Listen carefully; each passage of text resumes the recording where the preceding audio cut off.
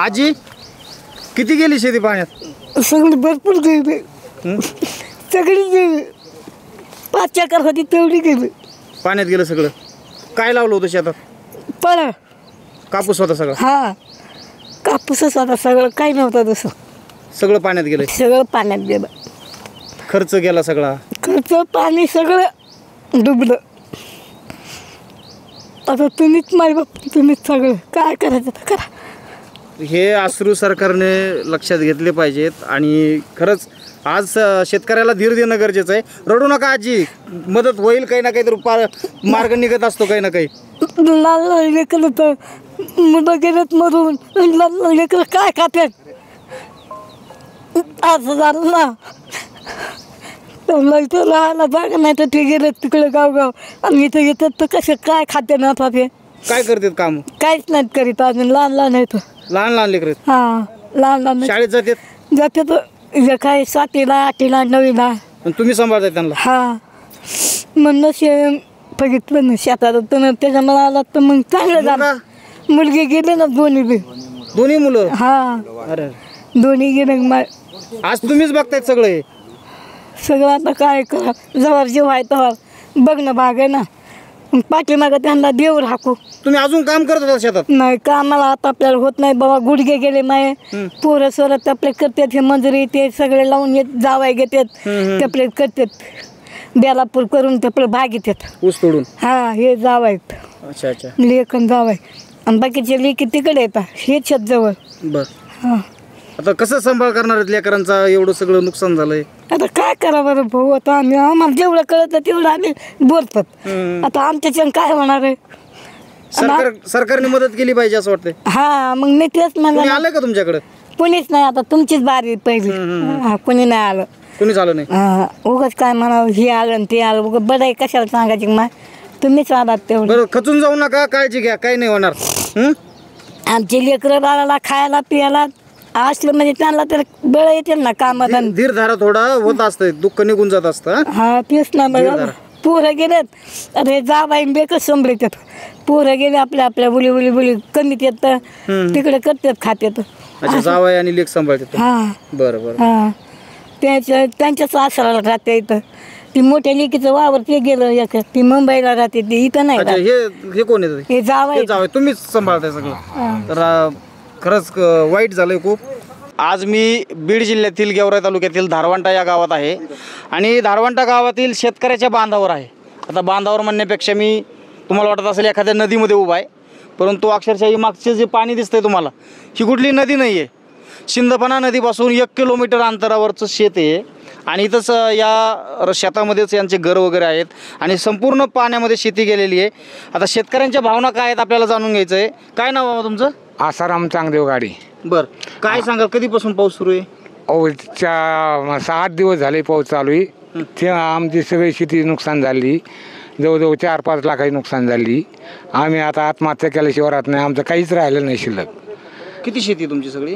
5 acre शेती. काय काय पिकं होती शेतीमध्ये? इथं पूर्ण कापूस होता, सगळा कापूस. हा, खालतं इथं 2-4 जागा शेती सगळी पाण्यात गेली. पुरी पाण्यात गेली, काहीच काहीच राहिलं नाही, काहीच राहिलं नाही. पूर्ण असं सरकी पूर्ण वाहून गेली. 5 एकर मध्ये काही राहिलेलं नाही. घरामध्ये किती माणसं आहेत तुमच्या? घरामध्ये 5-6 माणसं आहेत. सगळे शेतीवरच जीवन? हा, शेतीवरच जीवन आहे. काही नोकरदार नाही, कोण नाही आमच्यात, काही नाही. काय काम काय काय करतो? शेती करून आपलं रोजगारने काम करतो, जगत होत. आता पूर्ण शेती गेली, आम्हाला खायची सुद्धा पाणी, आम्हाला खायला सुद्धा काही राहिलं नाही. किती खर्च केला होता शेतीवर? 1.5 लाख रुपये खर्च केला. जवळजवळ 5 एकर शेती पूर्ण कापसाची खलास झाली. एक कापसाचा बोंड सुद्धा राहिलेलं नाही. त्यामुळं आम्हाला आत्महत्या केल्याशिवाय काही पर्याय नाही. त्याशिवाय आम्ही आता काय जगून तरी काय करणार? शेतकरी बंधू किती या ठिकाणी रोज झालेले आहेत आपण बघू शकता. ही सगळी शेती म्हणजे हे कापूस सगळा पाण्यामध्ये गेलेला आहे आणि हातातोंडाशी आलेला घास सगळा पाण्यात गेला, त्यामुळे दुःख आहे. म्हणजे आता कापूस वेचणीला झालाय म्हणायचं थोडक्यात. वेचणीला आलता कापूस. हा, 15 दिवसात कापूस याचा येत होता. हा, जवळजवळ 5 लाखाची नुकसान आता झाली आमची. विहीर वगैरे कुठं होती? ही काय इथं विहीर आहे पलीकडे. म्हणजे विहीर पण पाण्यात? विहीर बी पाण्यात गेली, दोन्ही विहिरी पाण्यात आहेत. दोन्ही विहिरी असून दोन्ही विहिरी पाण्यात आहेत. ते विहिरीचं बी जवळजवळ 1 परसभर पाणी. दोन्ही शेतीवरच शेतीवरच अवलंबून आहेत. कसं भागणार आहे तुमचं? आता काय सरकारचं कोणी आलंय तुमच्याकडे? सरकारचं काय आम्हाला मदत आली नाही, कुणी आलं नाही गेलं नाही आमच्याकडे काही नाही. बाबा काय नाव तुमचं? माझं नाव गोरक्ष किसनराव शेळके, राहणार धारवंटा. गेवराई तालुक्यामधली हे गाव येतं आहे. सिंदपन्ना नदी आहे. इथून 1 किलोमीटर अंतरावर आहे. 1 किलोमीटर अंतरावर हे पाणी कुठून आलं नेमकं? तर सिंदपन्ना नदीचंच आलेलं आहे. नदीत पाणी नाही बसल्यामुळं हे इकडं शेतात पाणी आलेलं आहे. हजारो हेक्टर जमीन इथं पाण्याखाली गेलेली आहे. प्रशासनचं अजून इकडं कोणी आलेलं नाही. तर प्रशासनाला विनंती आहे की हे प्रशासनाने येऊन पाहणी करावं. 2-2, 4-4 लाख रुपये खर्च करून सगळं हे पाण्यात गेलेलं आहे. शेतकऱ्याला फाशी घेतल्याशिवाय पर्याय राहिलेला नाही. शक्य बघू शकताय, ह्या खरंच शेतकऱ्याच्या भावना जपल्या पाहिजेत आणि बघितल्या पाहिजेत. काय सांगाल नेमकं काय परिस्थिती धारवंट्यामध्ये? सगळीकडेच पाणी घुसलंय. हे बघा सर, म्हणजे ह्या ज्या भावना आहेत ना, ह्या आपण रोखू शकत नाहीत त्यांच्या. कारण ते काय आम्ही कालपासून हेच सांगतोय की हे जमिनी परत होते तयार, मालं परत येते, पण ह्यांचं नुकसानच एवढं आहे की खांदू जमिनी गेल्यात. म्हणजे वावरं परत होणार नाहीत तयार मशागती. हे पिकाचे नुकसान हे किरकोळ आहेत. ह्या गोष्टीत ना, ह्या किरकोळ आहेत, ह्या भरून येणाऱ्या गोष्टीत. ह्याच्यावर काय 8-10 हजार रुपये मदत दिली तरी हे भागन, पण ह्यांच्या जमिनीच होऊन गेल्यात. म्हणजे जमीनच राहणार नाही. एक जमिनीचा थर तयार व्हायला 1000 वर्ष लागतात. आणि आज तुम्हाला सांगतो जवळपास एक परस खड्डे.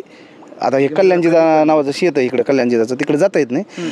ही पश्चिमेकडून पूर्वेकडे वाहणारी नदी ना, तर त्यांचं शेतातून उत्तरेकडून दक्षिणेकडून उत्तरेकडे वाहते. उभी वाहिली पूर्ण 5 एकर अशी फाटळली.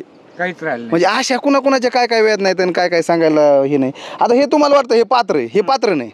ह्याच्यापासून पात्र 1 किलोमीटर लांब आहे मुख्य.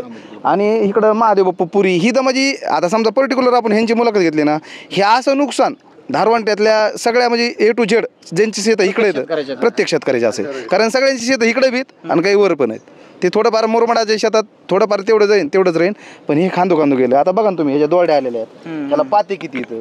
आणि ह्याला म्हणजे एक पॉवरफुल औषधं फवारलेले आहेत, पोलो वगैरे. त्यांच्या शेतीचा खर्च विचारा ना सर, काय फवार खर्च झाला सर. 1.5 लाख रुपये. 1 एकरला 1.5 लाख. आता कसं काढणार हे खर्च सगळं? आता काय खर्च करणार? आता का रोजाने काय पैसे भेटत नाहीत. त्यामुळं एक तर आत्महत्या करणे, नाही तर काहीतरी आपल्या जीवाचं करून घेणे, ह्याशिवाय पर्याय नाही. कर्जबाजारी झालं. कर्जबाजारी झाला. आज जवळजवळ 5-6 लाखाची नुकसान झाली. अधिक हे खर्च झाला 2-3 लाख रुपये. हे तर काय होणार आहे? हे जर शासनाने दक्षता घेतली तर काहीतरी यातून मार्ग निघत असला तर काढावा, नाही तर आम्ही निव्वळ आत्महत्या करणार. आमदार खासदार कुणीच आलं नाही आमच्याकडे, कवाच आलेलं नाहीत कुणी. काल नुसते काकासाहेब, रणवीर काकासाहेब येऊन गेले, फक्त बघू म्हणले तुमचं काहीतरी करू, पण कुणी आमची दक्षता घेत नाही. त्यामुळं आम्ही एक तर आत्महत्या करणार. आमच्या शासनाने जर नाही मंत्री अजितदादा पवार नाही, अजितदादांना हे म्हणजे तुम्ही जर हा व्हिडिओ बघत असला तर दादा, हे नुकसान प्रचंड आहे. धारवंटा हे गाव आहे सध्या. आम्ही आमच्या गावापुरतं तुम्हाला जर सांगायचं ठरलं तर आमचं जवळपास 900 एकर बाधित क्षेत्र आहे सध्या सिंदपणाच्या चिटकून असलेलं. आणि ह्याच्यामध्ये फक्त पिकांचं नुकसान नाही, ही तर 5-5, 10-10 वर्ष लावलेल्या फळबाग आहेत. म्हणजे मोसुंब्या आहेत. आता तुम्हाला मोसुंब्या इथं दाखवायला, पण मोसुंब्याच्या वरून पाणी सध्या. मोसुंब्या ते आहेत पलीकडे, सगळे मोसुंब्या आहेत. तुम्हाला जर पलीकडे गेलोत ना आपण, तिथं मोसुंब्या आहेत, ऊस येतं, 9-10 फूट वाढलेले ऊस येतं. त्यांच्यासोबत असलेले विहिरी. आता इकडे जर विहीर खांदायला लागलं सर, तर आपल्याला जवळपास 12 लाख रुपये लागतात. कारण इथं बांधकाम 8-9 परसावून बांधकाम आणायला लागते वर, आणि त्याचा खर्च जवळपास 12 लाखापर्यंत होतो. त्या विहिरी म्हणजे 20-20 वर्षाची विहिरी डायरेक्ट पत्रकार आपले सहकारी येतं नारायणराव अलीकडे, ह्यांची स्वतःची विहीर, म्हणजे जी विहीर आहे का, जी ह्यांनी 15 वर्ष झालेले, ह्यांची विहीर डायरेक्ट गिरक्यात गेली. म्हणजे डायरेक्ट अशा विहिरी, त्याच्यापाशी असलेलं ते सोलार, त्याचे जे इक्विपमेंट, जे नळ्या, हे सगळं वाहून गेलं. आणि ह्याचं काय होतं, आपल्याला वाटतं पाणी आलंय बघायला जावं, हे पाणी बघणाऱ्याचं वेगळं आहे, पण ज्याचं जळतं त्याला कळतं. ह्याचं तर प्रचंड नुकसान आहे. ह्या माणसाने कालपासून, मला तरी वाटतं ह्या नदीपट्ट्यातल्या माणसाने अन्नाचा घास नसून खाल्ला, आणि ते म्हणजे इतकं वाईट आहे. भाकर सुद्धा गोड लागणार सर. आम्ही रडायला लागलो शेवट. आम्ही काय करावं? आम्ही जगावा तर कसं जगावं? आमचं जीवन सगळं पूर्ण यावर अवलंबून असल्यामुळं आम्ही काय करावं? शासनाने आम्हाला असणारं तात्काळ मदत करावं, एवढीच आमची मागणी. नसता आम्ही आत्महत्या करणार. आत्महत्या पर्याय नाही. आपण म्हणजे आपण सगळ्याला म्हणजे हेच सांगणार आहेत. हे बघा, हे दुःख त्यांना वाटतंय, पण आम्ही सगळे आम्हाला बोलता येणार इतकं दुःख आहे. कारण आपल्याला आपला एखादा कोपरा गेला वाहून तर आपल्याला लय बेकार वाटतंय. ह्या अख्ख्या शेत आहेत हो, ह्या जवळपास 800-900 एकर क्षेत्र आहे. हे क्षेत्र जवळपास मार्केटवाडीपासून वाहत आलंय. आता हे पाणी तुम्ही उकडमिरी फाट्यावर ज्यावेळेस या झाडाला 50-50 दुडी होती प्रत्येक झाडाला, याकडे ते गडला हे सगळं पाणी 50-50 दुडी असून ती पूर्ण पाण्याखाली गेली, त्यावर गाळ येऊन बसला. ते काय आता कापूस जमिनीचं याचा नुकसान तर करायला झालंच, पण पिकं सगळं पिकाचं सगळं नुकसान झालं. पिकं असं काहीच राहिलेलं हे नाही. तरी कसं 1 वर्षाच्या आता येणारं पीक आहे. पण जमीनच गेली वाहून. पण काही काही असे शेत आहेत इथं ऊस असेल 3-3 वर्ष चालतो, किंवा मोसंबी किंवा डाळिंब आहेत. ह्या डाळिंबाचे किंवा त्या मोसंब्याचे झाडं उपटू गेलेत. मग हे 5-10 वर्षाचे ते 15 वर्षाची लय असते मोसंब्याची, 10 वर्षाची. म्हणजे ती आज म्हणजे घास आलाय खायला, पण तो घास खाता येणार नाही. लय परिस्थिती एकदम बेकार आहे. आणि अजितदादाची शेती होती. आमची जवळजवळ 10 एकर शेती आहे. 10 एकर शेतीमध्ये आज सध्याच्याला जर पाहिलं तर 6 ते 7 एकर शेती बाधित आहे, म्हणजे काहीच राहिलं नाही. आणि तेवढं जाऊनची जाऊन त्यामध्ये मेन मुद्दा म्हणजे जे आज मला आता हे पाणी बंद झाल्याच्या नंतर ज्याच्यापासून आज पीक काढायचे तेच विहीरच राहिली नाही. म्हणजे मी काल 11 वाजेपर्यंत इकडं होतो, बघितलं. पुन्हा मग नंतर काही जण म्हटले आता गावापासून पाणी आलंय. मग मी बघायला शेतात गेलो. शेतात गेल्याच्या नंतर वडील गेले आधी वडिलांनी लांब राहूनच उभा राहून पाहिलं तर ती जिथं पोल आपण पेटी लावलेली होती ती पेटी दिसत नव्हती. मग त्यांनी मला फोन केला की आता विहीर दिसत नाही. मग मी नंतर गेलो की जी विहीर खांदलेली तिची आणि माती पण पांगिलेली नाही, म्हणजे मातीसुद्धा आणि हे केलेली नाही. आणि तिथं गेलो 11-11:30 वाजता तिथं गेलो. तिथं गेल्याच्या नंतर 11:30 वाजता गेलो तर विहीरच दिसेना. म्हणजे पूर्ण विहीर जवळजवळ जी फिल्टर लावलेली होती, 2 फिल्टर होते पाईपलाईनतले, ज्याला पाईप जोडायला फिल्टर होतं ते फिल्टर पूर्ण वडून विहिरीत गेलं, म्हणजे बिंगल्यामुळे ते फिल्टर बी गेलं. आणि जी विहीर होती ती विहीर पूर्णपणे अशी गोल बिंगली आणि आतमध्ये गेली. म्हणजे आज तिथं विहीर आहे म्हणून दिसत नाही, ना पेटी दिसत नाही, विहीर दिसत नाही. फक्त गेलो ते फक्त तारीवरची जी आकडा टाकलाय आपण, फक्त तेवढा आकडा दिसतोय, दुसरं काहीच दिसत नाही. ते आकडा काढण्यास नुकसान झालं असेल बरं तुमचं वैयक्तिक? जवळजवळ माझं नाही म्हणलं तरी बी 17 ते 18 लाखाचं नुकसान आहे आज. तिथं ऊस, ती शेजारीच ऊस होता, त्या ऊसातून आज पाणी वाहत आहे पूर्णपणे. त्या ऊसही आता जर गेलं तर पूर्ण गाळाने भरलेला ऊस आहे. एक शेतकऱ्याचं जर 17-17, 18-18 लाखाचं नुकसान सर, हे नुकसान कोट्यवधी रुपयाचं, ह्याची गिनतीच नाही सर. आता तुम्ही कुठं जी राहते बागायतीला 10-12 रुपये देणार आहेत ना, हे वेगळं ठेवा. हे पंचनामे वेगळे पाहिजेत हो. हे पंचनामे एकदम वेगळे पाहिजेत, पूरग्रस्त आहे ते. आणि काल पाणी वसरल्यानंतर परत कालच्या पेक्षा पाणी पार हे वर गेलं, म्हणजे तिथपर्यंत पाणी गेलं पातळी पूर्ण. आता तुम्ही ह्या भागामध्ये ऊस आहे, त्या सगळे असे वाहू गेलेत पूर्ण. म्हणजे प्रचंड करोडो रुपयाचं नुकसान आहे. आणि तर म्हणजे असं आहे, ह्या गावामध्ये एकच पीक घेतलं जात नाही.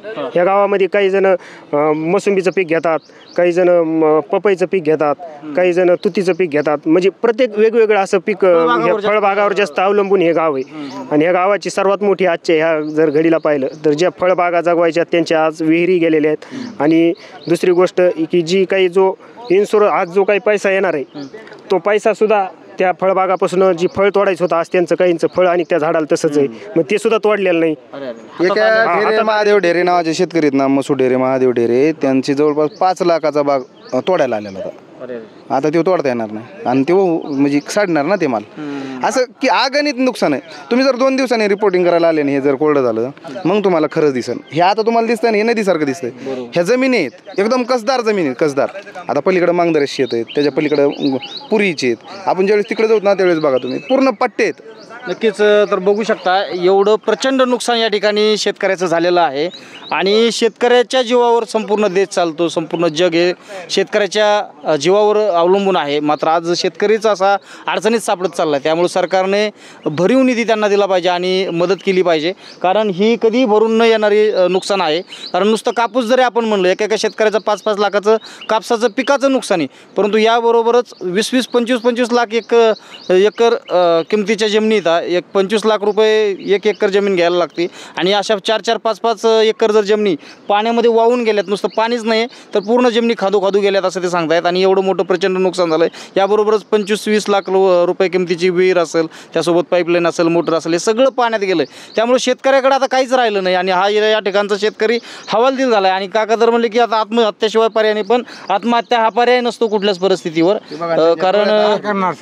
कारण आत्महत्या पर्याय नाही, हे लढाई. आम्हाला काही इलाज नाही, खाण्यापिण्याची व्यवस्था नाही. जेवढं जीवन जगायचं तेवढं आम्ही शेतीवर जगत होतो. आता शेतीच राहिली नाही तर काय जगून काय करणार आहेत. आणि खाण्यापिण्याची काही अवस्था होणार आहे आमची. आम्ही एक तर कर्जबाजारी झालो जवळजवळ शेतीला 3-3.5-4.5 लाख रुपये शेतीला खर्च केला 5 एकरला. ते पूर्ण खर्च गेला, पिकं गेलं, जवळजवळ आज 5-7 लाखाचं पीक गेलं. त्यातून 4.5 लाख रुपये हे गेले, 5-7 लाख रुपये ते गेले. बघा काय झालं मग, कसं जगणार आम्ही? ईश्वराला प्रार्थना करूयात आपण की या शेतकऱ्यांना सावरण्यासाठी बळ मिळावं आणि सरकारने लवकरात लवकर दक्षता घेऊन या सर्व शेतकऱ्यांना मदत करायला पाहिजे. आपण सगळ्यांनी हा व्हिडिओ जास्तीत जास्त शेअर करा, जेणेकरून या शेतकऱ्यांना मदत मिळेल आणि सरकार या सर्व शेतकऱ्यांची दक्षता घेईल. यासाठी सगळ्यांनी व्हिडिओ जास्तीत जास्त शेअर करा आणि कमेंट करा. धन्यवाद.